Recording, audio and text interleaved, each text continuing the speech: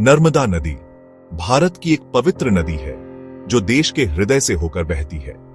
इसे रेवा के नाम से भी जाना जाता है। इसका धार्मिक और सांस्कृतिक महत्व बहुत ज्यादा है। हिंदू धर्म में नर्मदा को 7 पवित्र नदियों में से एक माना जाता है। ऐसा माना जाता है कि इसका पानी पापों को धो देता है।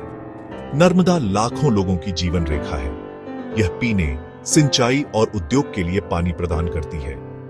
नदी कई तरह के पेड़ पौधों और जानवरों का भी पालन पोषण करती है। इस वीडियो में हम नर्मदा के उद्गम से लेकर समुद्र तक की यात्रा देखेंगे। नर्मदा नदी का उद्गम मध्य प्रदेश में अमरकंटक पठार से होता है। यह पठार मैकल पर्वत श्रृंखला में स्थित है।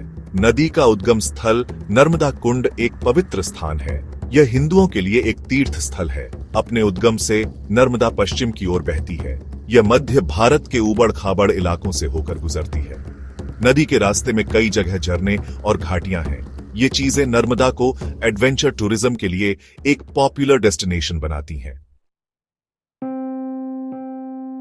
नर्मदा नदी मध्य प्रदेश, महाराष्ट्र और गुजरात राज्यों से होकर बहती है।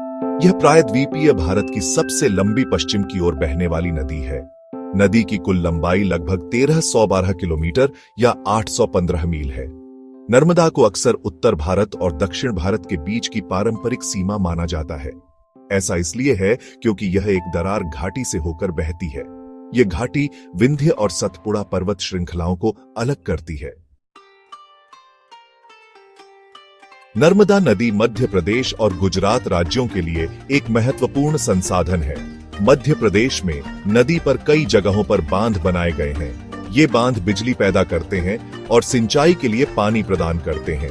इंदिरा सागर बांध नर्मदा पर सबसे बड़े बांधों में से एक है। गुजरात में नर्मदा के पानी का उपयोग जमीन की सिंचाई के लिए किया जाता है।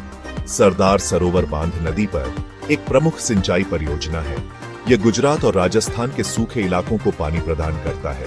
नर्मदा अंत में अरब सागर में मिल जाती है। इसका मुहाना गुजरात में भरूच शहर